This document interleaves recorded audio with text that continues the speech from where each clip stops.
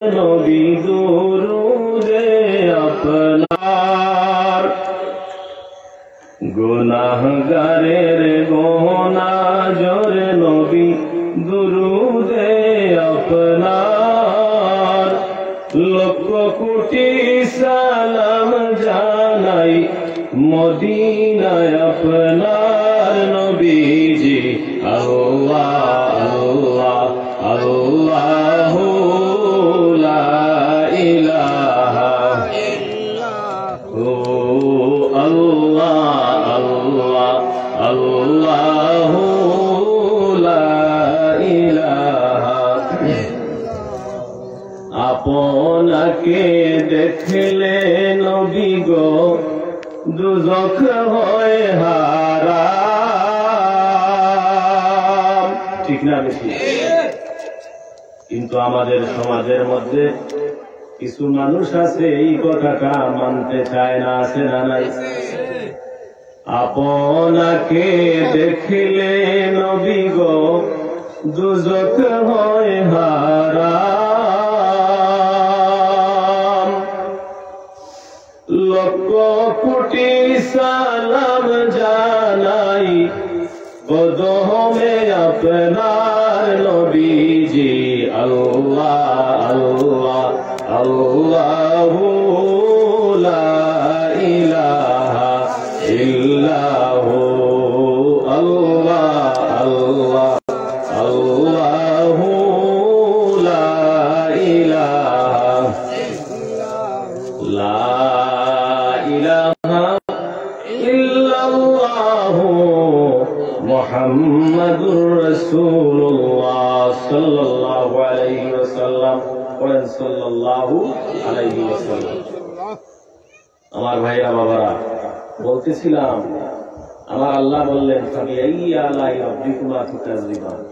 এরপর আমার আল্লাহ আয়াতে বললেন ইন্নাল ইনসানা লাযালুমুন কাফফার। আমার আল্লাহ বললেন ইন্নাল ইনসানা লাযালুমুন কাফফার। নিশ্চয় মানুষগুলো বড়ই জালিম অকৃতজ্ঞ। নাউযুবিল্লাহ। এখন আপনি হিসাব করেন আমাদের সমাজের মধ্যে এরকমের মানুষ আছে না নাই? ওই মানুষগুলোকে একবার প্রশ্ন করেন বাবারে, আমার যুবক ভাইরে, আমার আল্লাহ বলেছেন ফাবিআইয়ি আলাই রাব্বিকুমা তুকাযযিবান। তোমরা আমার কোন নিয়ামতগুলিকে অস্বীকার করবা? এ যুবক ভাই, একবার তুমি বলো, তুমি আল্লাহর যে নিয়ামতগুলো নিয়ে বেঁচে আছো সেই নিয়ামতগুলো ছাড়া তুমি কি চলতে পারবা? তোমাকে আমার আল্লাহ দুটি হাত দিয়েছেন, ঠিক না বেশি? এই হাত এত বড় নিয়ামত, এই হাতটা ছাড়া যে মানুষটা আছে তার কাছে গিয়ে প্রশ্ন করো, বাবারে তোমার যে দুইটা হাত নাই তোমার কেমন লাগে?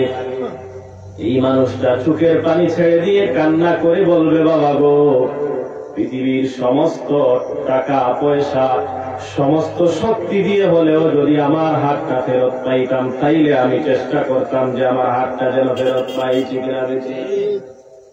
আমার বাবারা, যেই মানুষটার দুটি চোখ নাই তার কাছে গিয়ে প্রশ্ন করুন, বাবা গো,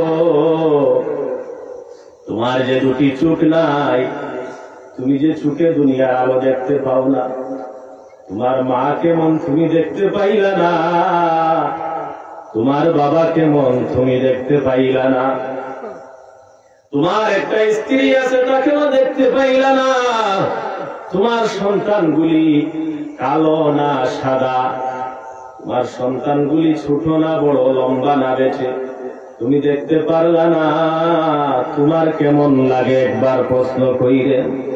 যদি জিজ্ঞাসা করা হয় তোমার কেমন লাগবে, তোমার কেমন লাগে বান্দা, ডাক দিয়া বলবে, ও আল্লাহর বান্দা, আমার প্রাণের বিনিময়ে হলেও দুনিয়ার আলোটা যদি একবার আমি দেখতে পাইতাম তাইলে দুনিয়াটা দেখার জন্য আমার প্রাণ বিলাইয়া দিতাম, তারপর একবার দুনিয়া দেখে আমি কবরে যাইতাম। এইরকম ইচ্ছা মনের ভিতরে থাকে, ঠিক না বেশি? আমার আল্লাহ রাব্বুল আলামিন এই মানুষগুলিকে তো নিয়ামত দিয়ে দুনিয়া জমিনে প্রেরণ করলেন, অথচ এই মানুষগুলি দুনিয়া দুনিয়া করে ব্যস্ত হয়ে গেছে, আখিরাতের কোনো চিন্তা মানুষ করে না। ঠিক না বেশি? আমার ভাইয়েরা বাবারা, আমি কোরআনুল কারীম থেকে সূরা আর রহমান, ওই আর রহমান থেকে একটি আয়াতে কারিমা তিলাওয়াত করেছি। আমার আল্লাহ রাব্বুল আলামিন তৌফিক দিলে এই আয়াতে কারিমার আলোকে আমি দু একটি কথা বলবো ইনশাআল্লাহ। রাজি আছেন তো শুনতে? সম্মানিত হাজরিনে কেরাম, বলতেছিলাম ফাবিআই আলাই রাব্বিকুমা তুকাজ্জিবান। আল্লাহ বলছেন তোমরা আমার কোন কোন নিয়ামতগুলিকে অস্বীকার করবা। আমার ভাইয়েরা বাবারা, বাবাজিরা আমার, আল্লাহ সুবহানাহু ওয়া তাআলার নিয়ামতগুলি এতই অফুরন্ত, এতই বেশি। আমার আল্লাহ সুবহানাহু ওয়া তাআলা আপনার বডি থেকে নিয়ে আপনার গোটা জীবনের সমস্ত জিনিসগুলোর মধ্যে তার নিয়ামত দিয়ে নিয়ামতের মধ্যে আমাদেরকে ডুবিয়ে রেখেছেন। সুবহানাল্লাহ। এই যে আমরা বসে আছি, আমরা কিন্তু একটা সাগরের মধ্যে বসে আছি। বলেন তো কিসের সাগর হতে পারে এটা? বাতাসের সাগর। করোনার সময় মানুষের অবস্থা কত কঠিন হয়েছিল একবার চিন্তা করুন। মানুষগুলো পাগলের মতো হয়ে গিয়েছিল অক্সিজেনের জন্য। আমার আল্লাহ সুবহানাহু ওয়া তাআলা মানুষগুলোকে বাতাসের সাগরের মধ্যে ডুবিয়ে রেখেছেন। 24টা ঘন্টা মানুষ আল্লাহর দেওয়া অক্সিজেন থেকে ফ্রেশ অক্সিজেন গ্রহণ করে, কিন্তু এই মানুষটা আল্লাহ সুবহানাহু ওয়া তাআলার নিয়ামত ভোগ করে কিন্তু একবার আল্লাহর নাম মুখে নেয় না। এই রকমের মুসলমান আছে না নাই? এর নাম হইল গরু হাওড়া মুসলমান। এদেরকে গরু হাওড়া মুসলমান। গরুর গ্রাম পাইলে এরা রাত্রে 12টার সময় খাতা নিয়ে দৌড়ছে, কিন্তু নামাজের সময় এরা মসজিদে আসে না। ওয়াজ মাহফিলের সময় এদেরকে বাজারে পাওয়া যায়। ওয়াজ মাহফিলের সময় বাজারে নিয়ে যায় শয়তান তাদেরকে, কিন্তু ওই জায়গা ত্যাগ করে যারা আল্লাহর ওই জান্নাতের বাগানের মধ্যে আসছে গো বাবা, আর যারা এই মাইকের আওয়াজ শুনে এখন ওই বাজারগুলো ত্যাগ করে মাহফিলের দিকে রওনা দিবি, ওই সমস্ত মানুষগুলোকে আমার আল্লাহ রাব্বুল আলামিন তার রহমতের বাগানে ঢুকাইয়া দিবে। সুবহানাল্লাহ। বলবেন হুজুর কিভাবে আল্লাহ রহমতের বাগানে ঢুকাইবে? হাফাতহুমুল মালাইকাতু ওয়া গাশিয়াতহুমুর রাহমা।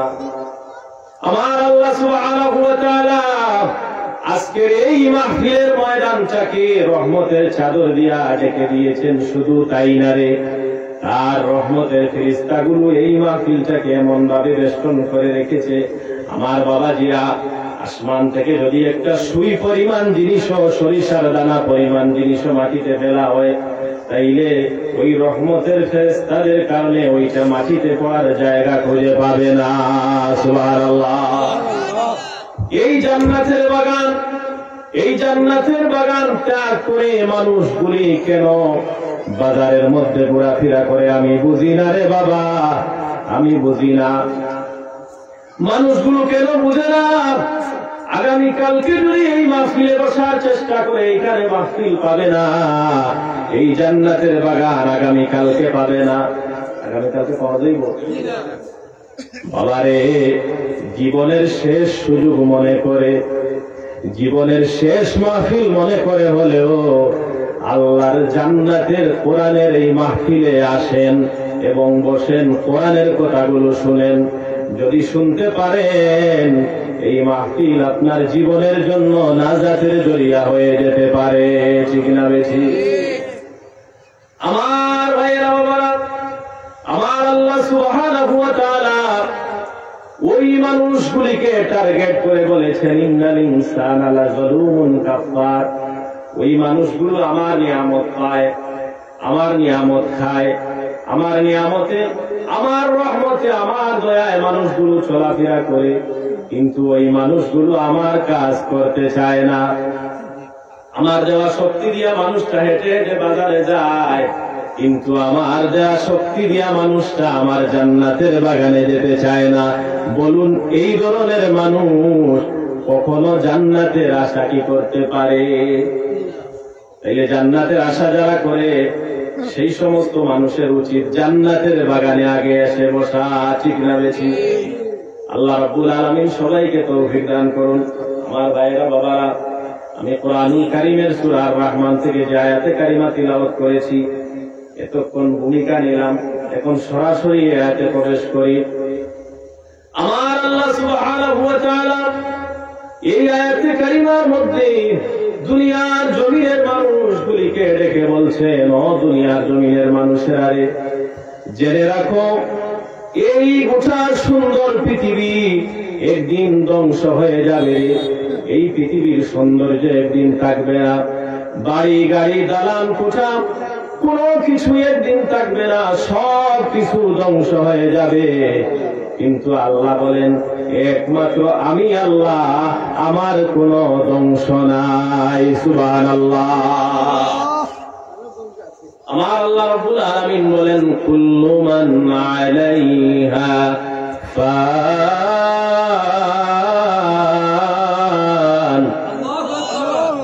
ওয়া ইয়াবকা ওয়াজহু রাব্বিকা যুল জালালি ওয়াল ইকরাম। আমার আল্লাহ বলেন, কুল্লু মান আলাইহা ফান ওয়া ইয়াবকা ওয়াজহু রাব্বিকা যুল জালালি ওয়াল ইকরাম। সব কিছু ধ্বংস হয়ে যাবে, সব ধ্বংস হয়ে যাবে রে, কিন্তু আমি আল্লাহ রাব্বুল আলামিনের কোনো ধ্বংস নাই, আমি আল্লাহর কোনো শেষ নাই। সুবহানাল্লাহ। ওয়া ইয়াবকা ওয়াজহু রাব্বিকা যুল জালালি ওয়াল ইকরাম। আমার আল্লাহ বলেন, ফাবিআইয়ি আলাই রাব্বিকুমা তুকাযযিবান। বান্দারা, তোমরা আমার কোন নিয়ামতকে অস্বীকার করবে?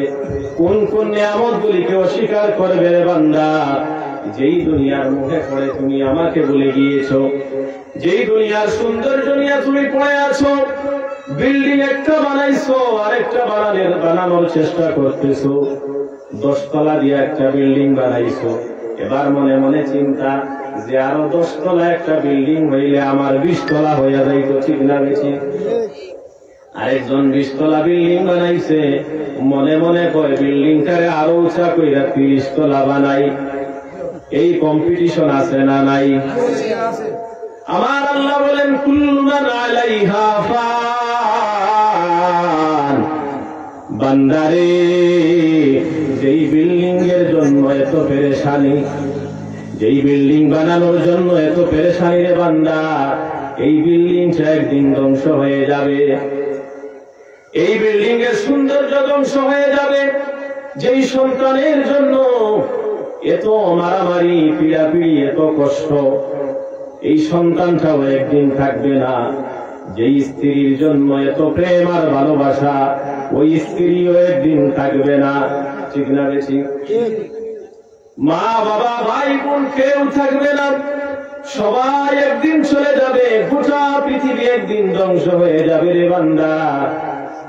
ওয়ায়াবকা ওয়াজহু রাব্বিকা যুল জালালি ওয়াল ইকরাম। কিন্তু আমি আল্লাহ রাব্বুল আলামিনের কোনো ধ্বংস নাই রে বান্দা। সুতরাং যেহেতু এই পৃথিবীটা স্থায়ী জায়গা নয়, অস্থায়ী জায়গা, এই দুনিয়ায় থাকা অবস্থায় তোমরা আখিরাতের জন্য কিছু পাতেও সংগ্রহ করো। সুবহানাল্লাহ। এই দুনিয়া স্থায়ী কোনো নিবাস নয়, অস্থায়ী জায়গা। এখানে থাকার কোনো জায়গা নয়, চিরস্থায়ী জায়গা নয়। ওয়াল হায়াতুদ দুনিয়া ইল্লা লাহু ওয়া লাইব। এই দুনিয়াটা হচ্ছে খেল তামাশার জায়গা। এই দুনিয়ার জমিন হচ্ছে দুঃখার একটা জায়গা। এখানে থেকে যদি আপনি ভালো কিছু নিয়ে যেতে পারেন, যদি শয়তানের দুঃখা থেকে বেঁচে যদি কোনো নেক আমল নিয়ে যেতে পারেন, তাইলে আপনি কামিয়াব। আর যদি শয়তানের দুঃখার মধ্যে পড়িয়া জীবনটাকে ধ্বংস করে দেন, তাইলে আপনার জন্য শাস্তি আর শাস্তি আর শাস্তি। নাউজুবিল্লাহ। আমার ভাইরা বাবারা, এজন্য আল্লাহ সুবহানাহু ওয়া তাআলার শাস্তি থেকে বাঁচার জন্য ওই কিয়ামতের ভয়াবহতা চিন্তা করে, এই দুনিয়া যে একদিন ধ্বংস হয়ে যাবে, এই ধ্বংসের কথা চিন্তা করে আল্লাহ সুবহানাহু ওয়া তাআলার ইবাদতে এখন থেকে মনোযোগী হওয়া লাগবে। রাজি আছেন তো ইনশাআল্লাহ? আমার আল্লাহ সুবহানাহু ওয়া তাআলা বলেন, ইযা যুলজিলাতিল আরদু জিলজালাহা ওয়া আখরাজাতিল আরদু আসকালাহা ওয়া ক্বালাল ইনসানু মা লাহা ইয়াওমাইযিন তুহাদ্দিসু আখবারাহা বিআন্না রাব্বাকা আওহা লাহা يومئذ يصدر الناس أشتاتا ليروا أعمالهم فمن يعمل مثقال ذرة خيرا يره ومن يعمل مثقال ذرة شرا يره. قل الله أكبر. إذا زلزلت الأرض زلزالها وأخرجت الأرض أثقالها. আমার আল্লাহ বলেন, জমিন যখন তরতর করে কাঁপা শুরু করে দিবে, জমিন যখন তরতর করে কাঁপা শুরু করে দিবে, দুনিয়ার জমিনের পাহাড়গুলো যখন তুলার মতো নরম হয়ে উড়া শুরু করে দিবে, এই পাহাড়গুলোর কোনো অস্তিত্ব থাকবে না, আসমানের মধ্যে বিভিন্ন দরওয়াজা সৃষ্টি হয়ে যাবে। ইযা যুলজিলাতিল আরদু জিলজালাহা, জমিন তরতর করে কেঁপে উঠবে, মানুষগুলো জমিনের ভিতর থেকে বের হয়ে যাবে। সুবহানাল্লাহ। কাইফা তাকফুরুনা বিল্লাহি ওয়া কুনতুম আমওয়াতান ফাআহইয়াকুম সুম্মা ইউমীতুকুম সুম্মা ইউহয়ীকুম সুম্মা ইলাইহি তুরজাউন। পড়েন আল্লাহু আকবার। বান্দারে, কিভাবে তোমরা আল্লাহর নাফরমানি করো, কিভাবে তোমরা আল্লাহর নিয়ামতগুলিকে অস্বীকার করো, কিভাবে তোমরা আল্লাহর নাফরমানিতে ব্যস্ত থাকো। তোমরা তো এক সময় ছিলে মৃত, ঠিক না বেশি? আমার আল্লাহ সুবহানাহু ওয়া তাআলা অস্তিত্বহীন মানুষগুলোকে জীবিত করেছেন, দুনিয়ার জমিনের আলো বাতাস দেখিয়েছেন। আমার আল্লাহ সুবহানাহু ওয়া তাআলা বলেন, তোমরা কিছুই ছিলে না, আমি তোমাদেরকে মানুষ বানাইছি, তোমাদেরকে জীবন দিয়েছি, আবার তোমাদেরকে আমি মৃত্যু দান করব, আবার তোমাদেরকে আমি জীবিত করব, এবং কিয়ামতের ময়দানে তোমাদের হিসাব নিকাশ আমি আল্লাহ কড়ায় গন্ডায় নিব। সম্মানিত হাজিরিন কিরাম, সেই আল্লাহ সুবহানাহু ওয়া তাআলা কিয়ামতের মাঠ যখন কায়েম করা শুরু করে দিবেন, জমিন তার পেটের ভিতর থেকে সমস্ত মানুষগুলিকে বের করে দিবে। ওয়া আখরাজাতিল আরদু আসকালাহা ওয়া ক্বালাল ইনসানু মা লাহা। মানুষগুলো পাগলের মতো দৌড়াদৌড়ি করা শুরু করে দিবে। কি হলো রে, কি হলো রে, কি হয়ে গেল রে, কি করতে যাচ্ছে রে, হায় হায় কি হয়ে গেল। মানুষগুলি পাগলের মতো দৌড়াদৌড়ি করা শুরু করে দিবে। দেখে মনে হবে যেন তারা মাতাল। ওয়া তারান নাসা সুকারা ওয়া মা হুম বিসুকারা ওয়ালাকিন্না আযাবাল্লাহি শাদীদ। আল্লাহু আকবার।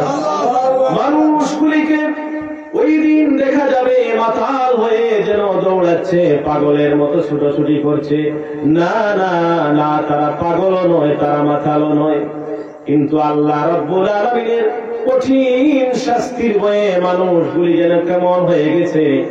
মানুষগুলি কোনো পথের দিশা খুঁজে পাচ্ছে না। কি হয়ে গেল, গোটা দুনিয়াটা ওলট পালট হয়ে যাচ্ছে রে, কি হইল কি হইল, এই চিন্তায় মানুষগুলো পেরেশান হয়ে যাবে। আল্লাহু আকবার। আমার ভাইরা বাবারা, ওই দিনটির কথা স্মরণ করে হলেও মহান আল্লাহ সুবহানাহু ওয়া তাআলার ইবাদতে নিজের জীবনকে বিলিয়ে দেওয়া লাগবে। কথা বলেন ঠিক না বেশি?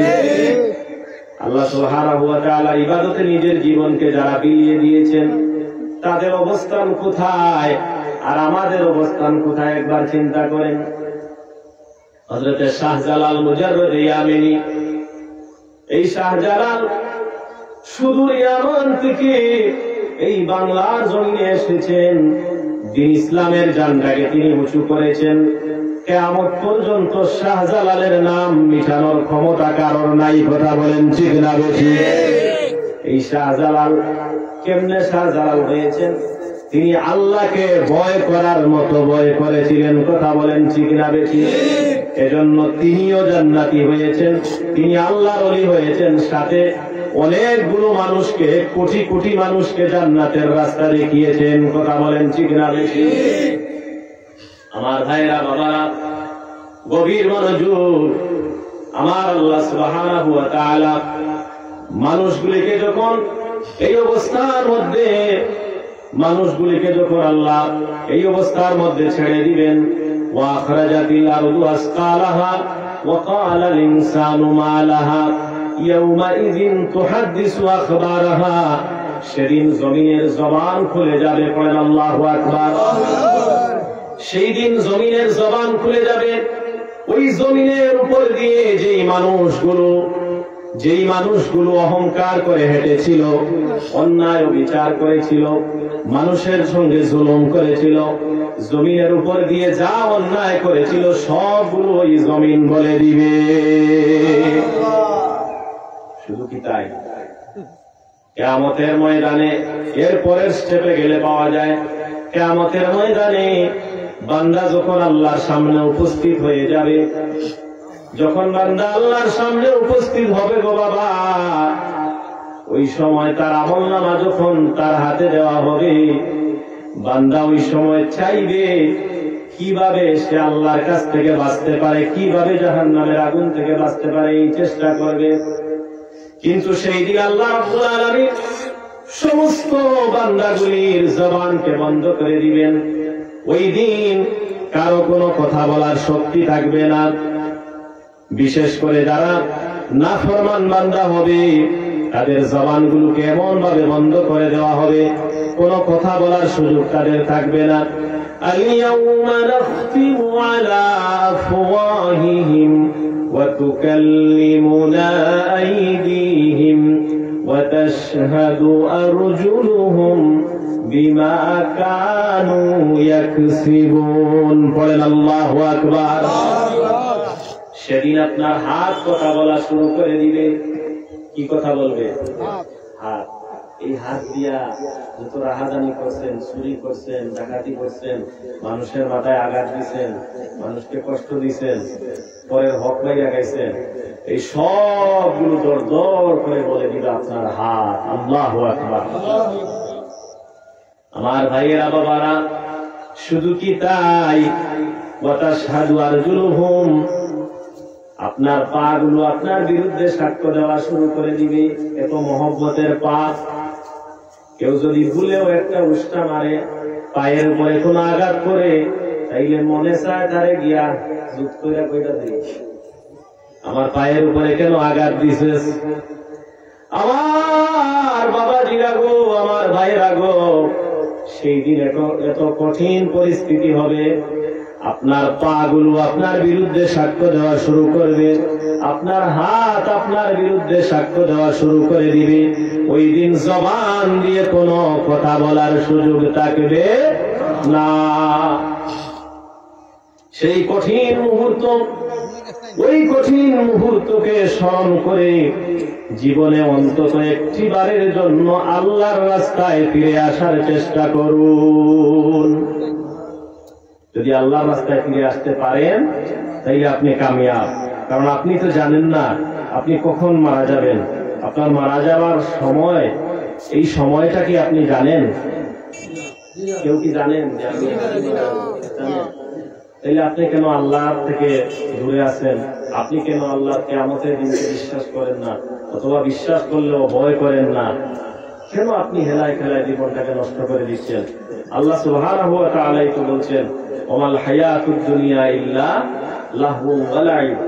আমার আল্লাহ সুবহানাহু ওয়া তাআলা বলছেন দুনিয়াটা হচ্ছে খেলতামাশার জীবন, তাহলে কেন আপনি এই জীবনটাকে খেলতামাশায় মুক্ত করে দিচ্ছেন? যদি আল্লাহর কাজ না করতে পারেন তাইলে আপনার মুসিবত আছে না নাই? এজন্য আমরা কেউ জানি না কোন দিন মারা যাব। আমার মরণের কতদিন বাকি আমি জানিলাম না গো আল্লাহ, মরণের কতদিন বাকি, আমার মরণের কতদিন বাকি আমি জানিলাম না গো আল্লাহ, মরণের কতদিন বাকি।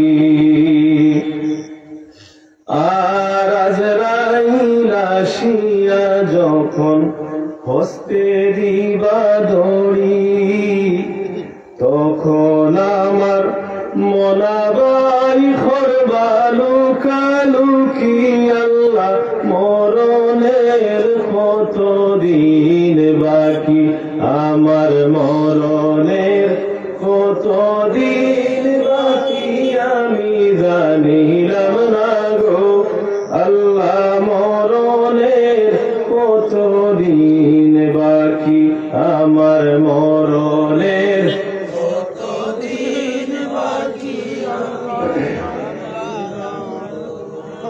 আল্লাহ, মরণের কতদিন বাকি। ঠিক না বেঠি? আমরা কেউ কি জানি কখন কোথায় কিভাবে মারা যাব? 5টি জিনিসের জ্ঞান বান্দার হাতে নাই। ইন্নাল্লাহা ইনদাহু ইলমুস সাআহ ওয়া ইয়ালামু মা ফিল আরহাম ওয়া মা তাদরি নাফসুম মাযা তাকসিবু গাদা। ইন্নাল্লাহা ইনদাহু ইয়ালামুস সাআহ, অর্থাৎ বান্দার হাতে 5টা বিষয়ের ইলম নাই। কখন কিয়ামত হবে এই জিনিসটা দুনিয়ার কেউ জানে না। কিয়ামত কখন হবে দুনিয়ার কেউ সেটা জানে না। বান্দা আগামীকালকে কোথায় খাবে, কি রুজি রোজগার করবে, কি উপার্জন করবে এটা জানে না। কখন বৃষ্টি হবে এই জিনিসটা বান্দা জানে না। মায়ের পেটের ভিতরে কি আছে এই জিনিসটা জানে না।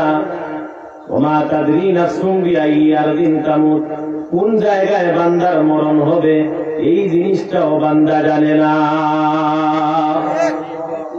এজন্য আমরা বলি আমার মরণের কতদিন বাকি আমি জানিলাম না গো আল্লাহ, মরণের কতদিন বাকি, আমার মরণের কতদিন বাকি আমি জানিলাম না গো আল্লাহ, মরণের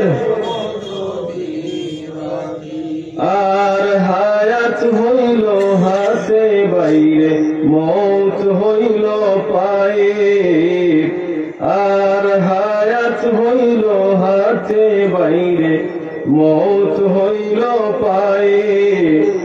যে জাগায় যার মরণ লেখা সে জাগায় সে মরে আল্লাহ, মরণের কতদিন বাকি, আমার মরণের কতদিন বাকি আমি জানিলাম না গো আল্লাহ, মরণের কতদিন বাকি। ঠিক না বেশি? আমার ভাইরা বাবারা, এই মরণের কথা চিন্তা করে হলেও নিজের গুনার জন্য একবার তওবা করুন।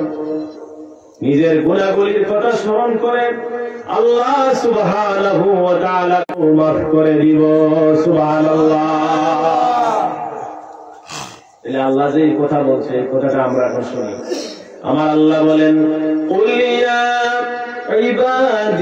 ইবাদিয়াল্লাযীনা আসরাফু আলা আনফুসিহিম লা তাকনাতু মির রাহমাতিল্লাহ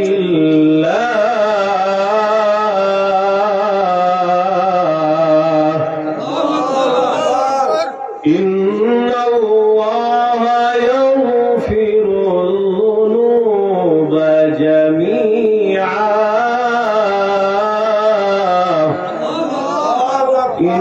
হে গুনাহগার করে করে জীবনগুলিকে ধ্বংস করে ফেলেছ রে। আমার জাহান্নামের শাস্তিকে তোমরা সঠিকভাবে ভয় করো নাই, ভুল করে চলে জীবনটাকে নষ্ট করে দিয়েছ রে। আর সময় নষ্ট করা চলবে না। বান্দারে আয় আয়, আমার দিকে ফিরে আয়। আয় রে বান্দা আয়, যদি আমার দিকে ফিরে আসতে পারো সে বান্দা, তাইলে আমি আল্লাহ তোর জীবনের সমস্ত গুনাহগুলোকে মাফ করে দিব। সুবহানাল্লাহ, চিৎকার করে বলুন আল্লাহু আকবার। সেই আল্লাহ রাব্বুল আলামিন এতই মহান, এতই মহৎ। আতিহিম হাসানাত,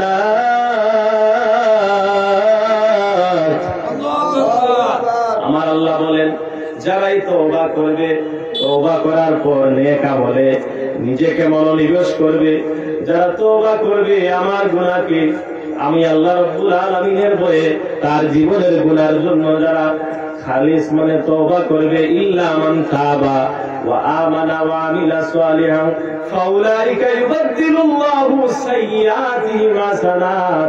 আমার বান্দা যেহেতু তওবা করেছে, তার গুনাহগুলোর জন্য যেহেতু শর্মিন্দা হয়ে গেছে রে, আমি আল্লাহ তার গুনাহগুলোকে মাফ করে দিব। শুধু তাই নয় রে, তার গুনাহগুলো মাফ করে দিয়া তার আমলনামাটা আমি নেকি দিয়া ভরপুর করে দিব। সুবহানাল্লাহ। সেই আল্লাহ রাব্বুল আলামিন কতই দয়াল, কতই মহৎ। সেই আল্লাহ রাব্বুল আলামিন বলেন বান্দারে ইন্নাহু হুয়াল গফুরুর রহিম, আমি আল্লাহ কেন তোকে ক্ষমা করে দিব রে বান্দা, কারণটা জেনে নে। আমি আল্লাহ রাব্বুল আলামিন হচ্ছি ক্ষমাশীল এবং অতিশয় দয়ালু। সুবহানাল্লাহ। সেই আল্লাহর দয়া কত মহৎ।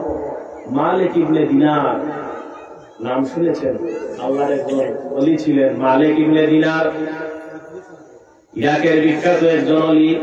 ওই মালিক ইবনে দিনার আল্লাহকে এমন ভাবে ভয় করেছিলেন, টাকার পরেও তিনি আল্লাহর কাছে এমন ভাবে তওবা করেছিলেন রে, ওই তওবার কারণে কিয়ামত পর্যন্ত তিনি আল্লাহর ওলি হিসাবে স্বীকৃতি পেয়েছেন। সুবহানাল্লাহ। কিয়ামত পর্যন্ত মালিক ইবনে দিনারের নাম কেউ মুছতে পারবে না। ইতিহাসের পাতায় মালিক ইবনে দিনারের ঘটনা পাওয়া যায়। একটি মাহফিলের মধ্যে এইরকম বসে মালিক ইবনে দিনার বক্তৃতা করছিলেন গো বাবা। ওই মাহফিলের মধ্য থেকে একজন মানুষ হঠাৎ দাঁড়াইয়া প্রশ্ন করল, হুজুর আজ থেকে 10 বছর আগে আপনাকে দেখলাম, আপনি মালিক ইবনে দিনার রাস্তার মধ্যে মদ পান করা অবস্থায়, নেশাগ্রস্ত অবস্থায় রাস্তার না, আপনার জীবনের কাহিনীটা কি? সুবহানাল্লাহ। মালিক ইবনে দিনার কিছুক্ষণ নীরব থাকলেন, চোখের পানি ছেড়ে দিয়ে ডাক দিয়া বলে, আল্লাহর বান্দারে তাইলে শোনো আমার জীবনের কাহিনী। আমার জীবনে এমন একটি ঘটনা ঘটেছে, ওই একটি ঘটনার কারণে আমি মালিক ইবনে দিনার আজকের এই জায়গায় এসেছি। আমার ছোট্ট একটা মেয়ে ছিল, আমি খুব বেশি মদ পান করতাম। একদিন শবে কদরের রাত, ওই রাত্রে মদ পান করার জন্য আমি পাগল হয়ে গেলাম। আমি যখন দোকানদারের কাছে গিয়ে বললাম, ভাই আমাকে 1 বোতল মদ দাও, ওই দোকানদার বলল, না না আজকে কদরের রাত, আজকে আমি মদ বিক্রি করবো না, তোমাকে মদ দেওয়া যাবে না। মালিক ইবনে দিনার বলেন, না না আমাকে মদ দিতেই হবে, ওই মদের বোতলটা আমি নিতেই হবে, খেতেই হবে, না খেলে আমার রাতে ঘুম হবে না, আমাকে তুমি ওইটা দাও। অনেক অনুনয় বিনয় করে মদের বোতলটা নিয়ে রেখে আমি যখন অন্য জায়গায় কিছু কাজকর্ম করার জন্য গেলাম, আমি যখন আমার ঘরের কাজগুলো সেরে রাত্রে মদ খাওয়ার জন্য আমার বোতলটা নিতে আসলাম, দেখলাম আমার ছোট্ট মেয়েটা হেসে হেসে হেসে আমার ওই বোতলটাকে টেবিলের উপর থেকে ধাক্কা দিয়ে ফেলে দিল।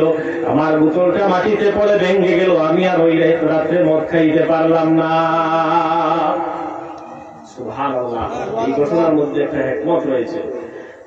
মালিক ইবনে দিনার বলেন, ঠিক তার পরের বছরে আমি ওই রকম করে একটি মদের বোতল নিয়ে করে দুনিয়াতে বেঁচে নাই। আল্লাহু আকবার।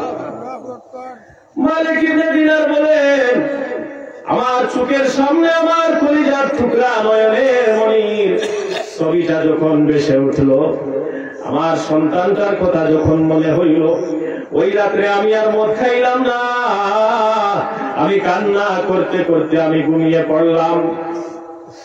যখন আমি ঘুমিয়ে পড়লাম, ঘুমের ঘরে স্বপ্নে দেখি বিশাল বড় একটি সাপ আমাকে খাওয়ার জন্য তাড়া করছে, আমাকে দৌড়াচ্ছে। ওই সাপের কাছ থেকে বাঁচার জন্য আমি সামনের দিকে দৌড়াচ্ছি, কেউ আমাকে সাহায্য করার মতো নাই। ওই বিশাল বড় সাপ, ওই সাপটা যদি একবার আমাকে কাছে পায় তাইলে আমাকে খেয়ে ফেলবে, আমার জীবনটাকে ধ্বংস করে দিবে। আমি সামনের দিকে যতই দৌড়াচ্ছি ততই সাপটা আমার পিছনে আমাকে তাড়া করছে। মালিক ইবনে দিনার বলেন, কিছু দূর যাওয়ার পরে দেখলাম একজন বৃদ্ধ মানুষ, অতিশয় বৃদ্ধ, যেই বৃদ্ধের শরীরের মধ্যে কোনো শক্তি নাই, এতই দুর্বল, যেই দুর্বলের কোনো তুলনা হয় না। ওই বৃদ্ধ লোকটি লাঠি বর দিয়ে আমার সামনে হাজির হলো, বলল, মালিক ইবনে দিনার রে, তুমি কেন দৌড়াচ্ছ? আমি বললাম, আল্লাহর বান্দা, ওই বিশাল সাপটা আমাকে খেয়ে ফেলবে, ওই সাপের ভয়ে আমি সামনের দিকে দৌড়াচ্ছি। ওই বৃদ্ধ লোকটি বললেন, মালিক ইবনে দিনার রে, ওই সাপটা তোমাকে খেয়ে ফেলবে, তার হাত থেকে বাঁচার মতো শক্তি তোমার নাই, আর আমার শরীরের মধ্যেও তেমন কোনো শক্তি নাই তোমাকে যে আমি সাহায্য করব। তুমি একটি কাজ করতে পারো, তুমি ওই যে দূরে টিলা দেখতেছো, ওই পাহাড়ের উপরে তুমি যাও, ওই পাহাড়ের উপরে উঠে তুমি ডান দিকে যাইবা, যাওয়ার পরে তুমি দেখবা একটি বাগান রয়েছে, ওই বাগানের ভিতরে গেলে হয়তো তোমাকে কেউ হেল্প করতে পারে, সাহায্য করতে পারে। সুবহানাল্লাহ। মালিক ইবনে দিনার ওই বৃদ্ধের কথা মতো দৌড়াইতে দৌড়াইতে ওই পাহাড়ের উপরে উঠছে।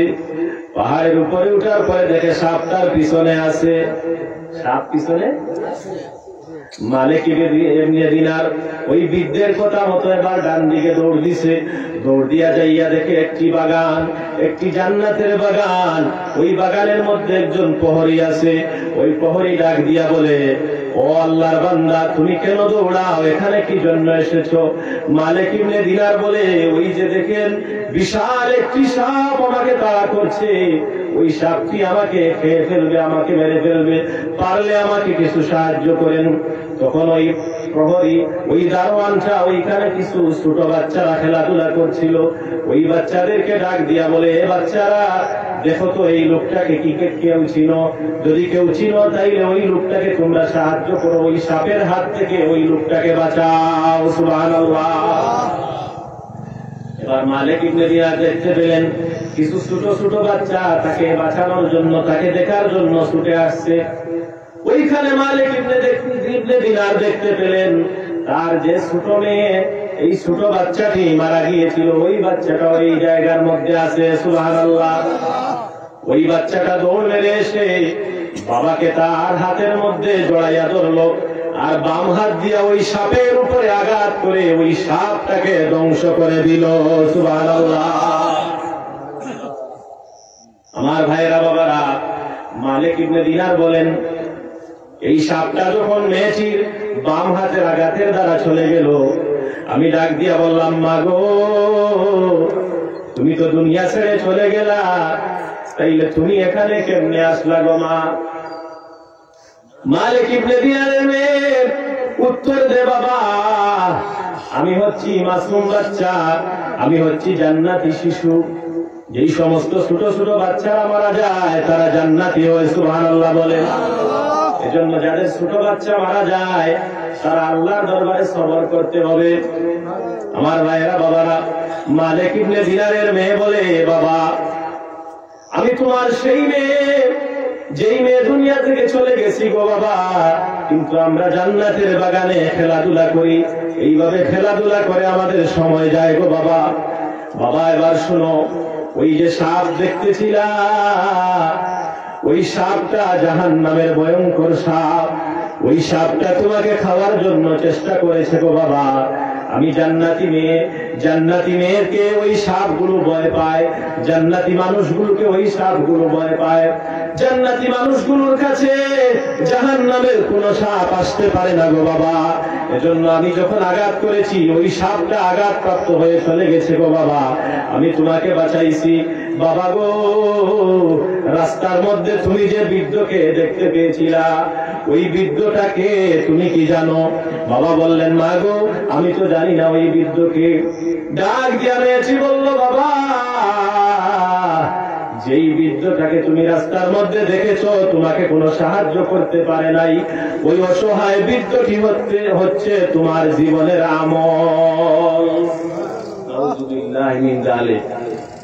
এই যদি অবস্থা হয় আপনার আমলের, আপনার নফসের এই অবস্থা যদি হয়, নফসকে কালো করতে করতে ময়লা দিয়া আবর্জনা দিয়া মন নষ্ট করেন, এই যদি হয় আপনার আমলের অবস্থা, তাহলে আপনার কি বাঁচার কোন রাস্তা আছে? জাহান্নামের ওই সাপগুলোকে আপনার জীবনের ওই সামান্যতম ওই বৃদ্ধের মতো এই যে দুর্বল আমল এবং দুর্বল ইমান, এটা দিয়ে কি তাড়ানোর কোন সুযোগ আছে? কথা বলেন না কেন? আছে? জোরে কথা বলেন, আছে? আমার ভাইয়েরা বাবারা, মালিক ইবনে দিনার বলেন, আমি যখন দেখতে পেলাম ওই বৃদ্ধটা হচ্ছে আমার নফস, আমার আত্মা, ওই বৃদ্ধটা আমাকে জাহান্নামের সাপ থেকে বাঁচাইতে পারে না। আমি যখন এই কথাটি জানতে পারলাম, দেখতে পারলাম, আমার ঘুম ভেঙে গেল, আমার স্বপ্ন ভেঙে গেল।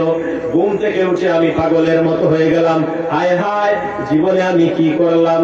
আমার জীবনটা তো গুনাহ দিয়ে আমি নষ্ট করে ফেলেছি। এই জীবনে শুধু গুনাহ আর গুনাহ, কোনো নেক আমল নাই। এই জীবনটাকে আমি ধ্বংস করে ফেলেছি। এই জীবনে আমি শুধুই গুনাহ করলাম। হায় হায়, এই বৃদ্ধের কি অবস্থা, এত অসহায় বৃদ্ধ। এই বৃদ্ধটা যদি হয় আমার নফস, এই বৃদ্ধের মতো যদি আমার আমল হয়, হায় রে হায়, জাহান্নামের আগুন থেকে আমার বাঁচার তো কোনো রাস্তা নাই। আমাকে এখন থেকে তওবা করতে হবে। এখন থেকে আমার জীবনকে শক্তিশালী করা লাগবে, আমার আমলকে শক্তিশালী করা লাগবে, আমার রূহকে শক্তিশালী করা লাগবে। এই চিন্তা করে মালিক ইবনে দিনার কান্নায় ভেঙে পড়লেন। সিজদায় পড়ে আল্লাহ রাব্বুল আলামিনের কাছে তওবা করলেন। আল্লাহ রাব্বুল আলামিনের এতই মায়া হলো, মালিক ইবনে দিনারকে আল্লাহ রাব্বুল আলামিন তার ওলি বানিয়ে দিলেন। সুবহানাল্লাহ। এই ঘটনা থেকে কি শিক্ষা পাওয়া যায়? যদি আল্লাহর কোন বান্দা আল্লাহ রাব্বুল আলামিনের জাহান্নামের আগুনকে ভয় করিয়া, জাহান্নামের ওই ভয়ঙ্কর সাপগুলোকে ভয় করিয়া, জাহান্নামের ওই শাস্তিগুলোকে ভয় করে যদি আল্লাহর কোন বান্দা তওবা করে, আমার আল্লাহ বলেন, বান্দারে আমার কাছে আসতে দেরি হবে কিন্তু ক্ষমা করতে দেরি হবে না। সুবহানাল্লাহ। আল্লাহ, ওগো আল্লাহ, ক্ষমা করে দাও, মাফ করে দাও। আল্লাহ,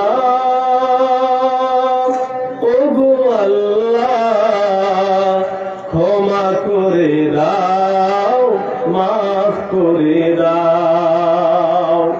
এজন্য আল্লাহ রাব্বুল আলামিনের কাছে যদি আপনি আসতে পারেন, যদি জাহান্নামের ভয় বুকের ভিতরে লালন পালন করতে পারেন, কিয়ামতের ওই কঠিন দিনের কথা চিন্তা করে যদি আপনি তওবা করতে পারেন, তাইলে আমার আল্লাহ রাব্বুল আলামিন আপনার তওবাকে কবুল করবেন এবং আপনার জীবনের গুনাহগুলো মাফ করে দিয়ে আমলনামাকে নেকি দিয়া ভরপুর করে দিবেন। সুবহানাল্লাহ। আমার ভাইরা বাবারা, যদি আপনি নেক আমল করতে পারেন, তাইলে আপনার অবস্থান কোথায় হবে সেই জিনিসটা এবার বলেন। আমার আল্লাহ সুবহানাহু ওয়া তাআলা বলেন, ইন্নাল্লাযীনা আমানু ওয়া আমিলুস সালিহাতি কানাত লাহুম জান্নাতুল ফিরদাউসি আনহা হিওয়ালা। আমার আল্লাহ বলেন, নিশ্চয় যারা নেক আমল করে, ঈমান আনার পরে যারা নেক আমল করে, তাদের একমাত্র থাকার জায়গা হলো জান্নাতুল ফিরদাউস। সুবহানাল্লাহ। তাদের জন্য আল্লাহ রেডি করে রেখেছেন জান্নাতুল ফিরদাউস। যেই জান্নাতুল ফিরদাউসে বান্দা একবার ঢুকলে আর কখনো আল্লাহ বের করে দিবেন না। সুবহানাল্লাহ। এজন্য তওবা করার মতো তওবা করতে হবে। হযরত মুসা আলাইহিস সালাতু ওয়াস সালামের জামানায় এক ব্যক্তির তওবা এমন ভাবে আল্লাহ সুবহানাহু ওয়া তাআলার নিকট কবুল হয়েছিল, এমন ভাবে কবুল হয়েছিল, আল্লাহ সুবহানাহু ওয়া তাআলা তাকে ওই জামানার সবচাইতে প্রিয় মানুষ বানিয়ে দিয়েছিলেন। সুবহানাল্লাহ। হযরত মুসা আলাইহিস সালাতু ওয়াস সালাম আল্লাহ রাব্বুল আলামিনের কাছে একদিন সওয়াল করলেন, আল্লাহ, আমার উম্মতের মধ্যে সবচাইতে বড় গুনাহগার কে? আমার উম্মতের মধ্যে সবচাইতে বেশি নেককার কে? ওই মানুষগুলোকে আমি দেখতে চাই। সুবহানাল্লাহ বলেন না? হযরত মুসা আলাইহিস সালাম বলেন, আল্লাহ, আমার উম্মতের মধ্যে সবচাইতে বড় গুনাহগার ব্যক্তিটাকে আমি দেখতে চাই। সুবহানাল্লাহ। এবার মুসা আলাইহিস সালাম বলেন, আল্লাহ, গুনাহগারটাকে শুধু দেখলে হবে না, নেককার উম্মতটাকেও দেখতে চাই। সুবহানাল্লাহ। আমার আল্লাহ বলেন, মুসা রে, হঠাৎ কইরা এই প্রশ্ন কেন? হযরত মুসা আলাইহিস সালাম বললেন, আল্লাহ, আমি দেখতে চাই, দেখলে আমার ভালো লাগবে। আল্লাহ সুবহানাহু ওয়া তাআলা বলেন, মুসা রে, যাও, তোমাকে দেখার অনুমতি দিয়ে দিলাম। আগামী কালকে সকালবেলা তুমি ওই রাস্তার পাশে দাঁড়িয়ে থাকবা। ওই রাস্তা দিয়া সবার আগে যেই ব্যক্তিটা যাবে, ওই ব্যক্তিটা তোমার উম্মতের মধ্যে সবচেয়ে বড় গুনাহগার। হযরত মুসা আলাইহিস সালাতু ওয়াস সালাম আল্লাহ সুবহানাহু ওয়া তাআলার কথা মতো ওই রাস্তায় দাঁড়ানোর জন্য রওনা হলেন। আমার আল্লাহ রাব্বুল আলামিন বললেন, মুসা রে, শুধু তাই নয়, বিকাল বেলা সবার শেষে ওই রাস্তা দিয়া যেই লোকটা ফিরে যাবে, ওই লোকটা তোমার উম্মতের মধ্যে সবচাইতে বড় মহব্বতের, অর্থাৎ সবচাইতে বড় নেককার ব্যক্তি। সুবহানাল্লাহ। হযরত মুসা আলাইহিস সালাম রাস্তার পাশে দাঁড়িয়ে আছেন সবচাইতে বড় বরকারকে আর সবচাইতে বেশি নেককারকে দেখার জন্য। হযরত মুসা আলাইহিস সালাম দেখতে পেলেন সবার আগে সকালবেলা একজন কাঠুরে ব্যক্তি তার একটি সন্তানকে কাঁধের মধ্যে নিয়ে পাহাড়ের মধ্যে জঙ্গলের ভিতরে প্রবেশ করছে। সুবহানাল্লাহ। সামনে মজা আছে। হযরত মুসা আলাইহিস সালাম দেখলেন কাঠুরে ব্যক্তি জঙ্গলের মধ্যে কাঠ কাটার জন্য যায়, তার সন্তানটাকে কাঁধের মধ্যে নিয়ে। ওই কাঠুরে ব্যক্তি যখন পাহাড়ের মধ্যে গেছে, জঙ্গলের মধ্যে যখন প্রবেশ করছে, গো বাবা, প্রবেশ করার পরে তার কাঁধের মধ্যে তার যে সন্তানটি ছিল, ওই সন্তানটি ডাক দিয়া বলে, বাবা, এই যে জঙ্গলের মধ্যে আমরা প্রবেশ করলাম, গো বাবা, এই জঙ্গলের চাইতে কি বড় কোন জিনিস আর আছে? সুবহানাল্লাহ। বলেন না সুবহানাল্লাহ। হযরত এই ব্যক্তিটির কাছে যখন প্রশ্ন করা হলো, ওই ব্যক্তিটি এবার সন্তানটিকে উত্তর দেয়, বাবারে, এই জঙ্গলের চাইতে বড় আর একটি জিনিস আছে, ওই যে দূরে পাহাড় দেখা যায়, ওই পাহাড়টি জঙ্গলের চাইতে বড়। সুবহানাল্লাহ। বাচ্চাটি আবার জিজ্ঞাসা করে, বাবা, ওই পাহাড়ের চাইতেও বড় কোন জিনিস কি আছে? ওই লোকটি উত্তর দে, বাবারে, ওই যে পাহাড় দেখা যায়, পাহাড়ের চাইতেও বড় আছে, ওই পাহাড়ের চাইতে বড় যেই জিনিসটা। কাঁদতে কাঁদতে আল্লাহর বান্দা এবার উত্তর দে, বাবারে, ওই আসমানের চাইতেও বড় আমার গুনার বোঝা। এবার সন্তান ডাক দিয়া বলে, আব্বা, ও আমার বাবা, তোমার গুনার বোঝার চাইতেও বড় কোন জিনিস কি আছে? সুবহানাল্লাহ। বাবা এবার কাঁদতে কাঁদতে বেকার হয়ে যায়, কাঁদতে কাঁদতে জবাব দেয়, বাবারে, আমার সন্তানকে শুনে রাখো, আমার গুনার বোঝার চাইতেও বড় আরো একটি জিনিস রয়েছে, সেই জিনিসটা হচ্ছে আমার আল্লাহর রহমত। সুবহানাল্লাহ। সম্মানিত হাজিরিন কিরাম, হযরত মুসা আলাইহিস সালাম রাস্তার পাশে বসে আছেন, বিকালবেলা সবার শেষে যেই লোকটা যাবে, আমার আল্লাহ বলেছেন ওই লোকটা তোমার উম্মতের মধ্যে সবচাইতে বড় নেককার, সবচাইতে বেশি নেককার। সুবহানাল্লাহ। হযরত মুসা আলাইহিস সালাম বসে আছেন, এইদিকে যে এই ঘটনা হয়ে গেছে, এই ঘটনা তো মুসা আলাইহিস সালাম জানেন না। হযরত মুসা আলাইহিস সালাম রাস্তার পাশে বসে আছেন, বিকালবেলা সবার শেষে দেখেন ওই কাটুরে জঙ্গল থেকে কাঠ কাইটা, কাঠ সহ আর তার সন্তান সহ আবার মুসা আলাইহিস সালামের সামনে দিয়া যায়। সুবহানাল্লাহ। হযরত মুসা আলাইহিস সালাম অবাক হয়ে গেলেন। আমার আল্লাহ বললেন সকালবেলা যে লোকটা তোমার সামনে দিয়া যাবে ওই লোকটা সবচাইতে বড় বদকার, বিকালবেলা সবার শেষে তোমার সামনে দিয়া যে লোকটা যাবে ওই লোকটা সবচাইতে বড় বদকার। বিষয়টা তো বুঝলাম না, যেই লোকটা সকালবেলা আমার সামনে দিয়া গেল, বিকালবেলা ওই লোকটাই দেখি আমার সামনে দিয়া যায়। সুবহানাল্লাহ। আমার ভাইরা বাবারা, হযরত মুসা আলাইহিস সালাম ডাক দিয়া বলেন, আল্লাহ তুমি আমাকে এখন খেলার মধ্যে ফেলে দিলা গো আল্লাহ। সকালবেলা যেই লোকটা গেল, বিকালেও দেখি এই লোকটাও আমার সামনে দিয়া যায়। আল্লাহ তুমি বলো ব্যাপারটা কি? আমার আল্লাহ বলেন, মুসা রে, এই লোকটা ঠিকই সকালবেলা সব চাইতে বড় গুনাহগার ছিল, তার গুনার বোঝা পাহাড় সমান ছিল রে মুসা, কিন্তু পাহাড়ের মধ্যে যাওয়ার পরে, ওই জঙ্গলের মধ্যে যাওয়ার পরে তার সাথে এমন একটি ঘটনা ঘটেছে, ওই লোকটা এমন একটি ঘটনা ঘটাইছে রে মুসা, ওই লোকটার জীবনের গুনাহগুলো আমি আল্লাহ মাফ করে দিয়েছি। শুধু তাই নয়, তার জীবনটাকে আমি নেক আমল দিয়া ভরপুর করে দিয়েছি। সুবহানাল্লাহ।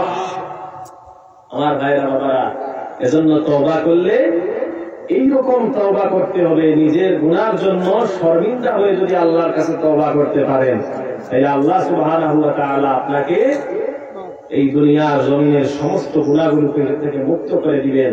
আল্লাহ সুবহানাহু ওয়া তাআলা আপনাকে জান্নাতি একটি পরিবেশে বসার তৌফিক দিবেন, জান্নাতি মানুষের সঙ্গে চলার তৌফিক দিবেন। এই কাজটা তো আপনাকে করতে হবে।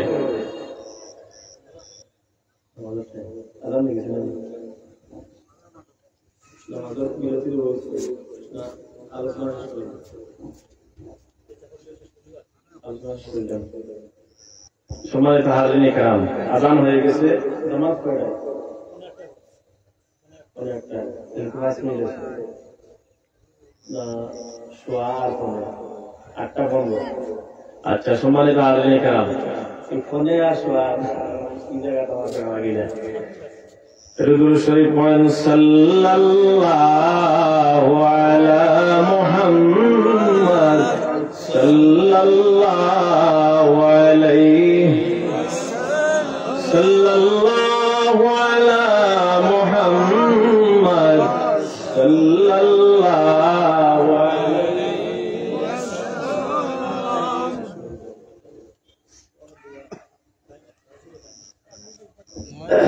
আচ্ছা, এখন দোয়া হবে।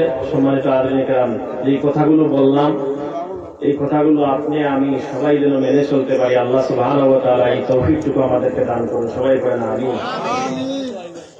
জি, ইনশাআল্লাহ আগামীতে সময় পেলে আরো দীর্ঘ সময় আলোচনা করব।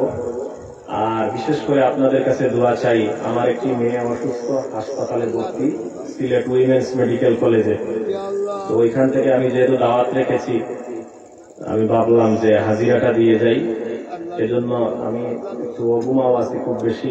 দোয়া করবেন আমার মেয়ের জন্য, আল্লাহ সুবহানাহু ওয়া তাআলা যেন তাকে শিফায়ে কামিলা আজিলা দান করেন। আমরা সবাই একে অন্যের জন্য দোয়া করব। আল্লাহুম্মা আমিন।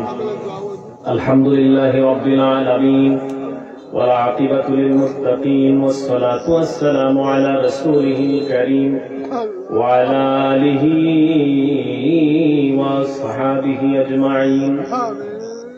ربنا ظلمنا أنفسنا وإن لم تغفر لنا وترحمنا لنكونن من الخاسرين. اللهم اغفر لنا ذنوبنا وذنوب والدينا رب ارحمهما كما ربياني صغيرا. আয় আল্লাহ তাআলা রব্বুল আলামিন, এই শঙ্করপুর লতিফিয়া হাফিজিয়া মাদ্রাসার ৩০তম বার্ষিক ওয়াজ মাহফিল, আল্লাহ এই মাহফিলটাকে তোমার দরবারে কবুল আর মঞ্জুর করে নাও রব্বুল আলামিন। আল্লাহ যেই বাচ্চাগুলো আজকে কোরআনের হাফেজ হইল, পাগড়ি পাইল মাবুদ, আল্লাহ তাদেরকে তুমি কোরআনের খাদেম হিসাবে কবুল আর মঞ্জুর করে নাও রব্বুল আলামিন। আল্লাহ এই হাফিজিয়া মাদ্রাসাকে তুমি দিন দিন তরক্কির সাথে জারি করে দাও আল্লাহ। কিয়ামত পর্যন্ত এই কোরআনের বাগানকে তুমি কবুল আর মঞ্জুর করে নাও রব্বুল আলামিন। আল্লাহ আমরা যারা হাত বাড়াইলাম প্রত্যেকের মা বাবাকে মাফ করে দাও আল্লাহ তাআলা। আমার অনেক মুরব্বী বাবারা চোখের পানি ছেড়ে ছেড়ে মা বাবার জন্য কান্না করতেছে আল্লাহ। ওই সমস্ত মুরব্বী বাবাগুলোর মা বাবাকে মাফ করে দাও। বাড়িঘর থেকে আমার যে সমস্ত মা বোনেরা দুয়ায় শরীক আছে গো মাবুদ রব্বুল আলামিন, প্রত্যেকের মা বাবাকে তুমি মাফ করে দাও আল্লাহ রব্বুল আলামিন। আমাদের দাদা দাদি নানা নানি শ্বশুর শাশুড়ি সহ খানদানের সকল মুর্দেগানকে মাফ করে দাও। এই শঙ্করপুর এলাকার সমস্ত মুর্দেগানকে তুমি মাফ করে দাও আয় আল্লাহ তাআলা।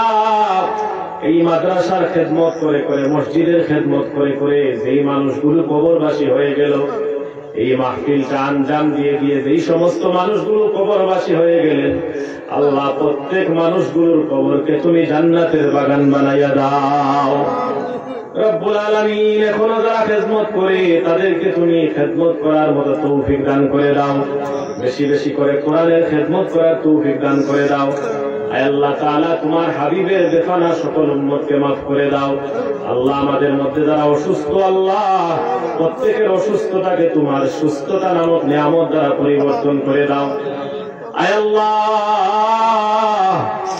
আমার কলিজার টুকরা সন্তান হসপিটালে ভর্তি আল্লাহ, তুমি সুস্থতার নিয়ামত দান করে দাও রব্বুল আলামিন। আল্লাহ তোমার কুদরত দিয়া তুমি সুস্থতা এনায়েত ফরমাও আয় আল্লাহ। যে সমস্ত মানুষগুলি ছোট ছোট বাচ্চা নিয়ে পেরেশানির মধ্যে আছে আল্লাহ, সকলের পেরেশানি তুমি দূর করে দাও আয় আল্লাহ তাআলা। আমরা যারা হাত বাড়াইলাম সকলকে তুমি সোনার মক্কা মদিনার মেহমান বানাও আল্লাহ। তোমার হাবিবের রওজায়ে আতরের কিনারে গিয়ে আসসালাতু ওয়াসসালামু আলাইকা ইয়া রাসূলুল্লাহ, আসসালাতু ওয়াসসালামু আলাইকা ইয়া হাবিবাল্লাহ বলার তৌফিক আমাদেরকে দান করে দাও আয় আল্লাহ তাআলা। তোমার হাবিবের জুতা মুবারকের সদকায় আমাদের দোয়াকে তুমি কবুল করে নাও আয় আল্লাহ তাআলা। গম্বুজে খাদরার উসিলায় আমাদের দোয়াকে কবুল আর মঞ্জুর করে নাও রব্বুল আলামিন আয় আল্লাহ তাআলা। তোমার হাবিবের প্যারা সাহাবায়ে কেরাম হযরত আবু বকর, হযরত ওমর ফারুক রাদিয়াল্লাহু তাআলা আনহু, হযরত উসমান, হযরত আলী রাদিয়াল্লাহু তাআলা আনহু, তাদের উসিলায় আমাদের দোয়াকে কবুল করে নাও। ওয়া সালামুন আলাল মুরসালিন ওয়াজআল আখির কালামিনা ইনদাল মাউত লা ইলাহা ইল্লাল্লাহু মুহাম্মাদুর রাসূলুল্লাহ সাল্লাল্লাহু আলাইহি ওয়াসাল্লাম। আসসালামু আলাইকুম।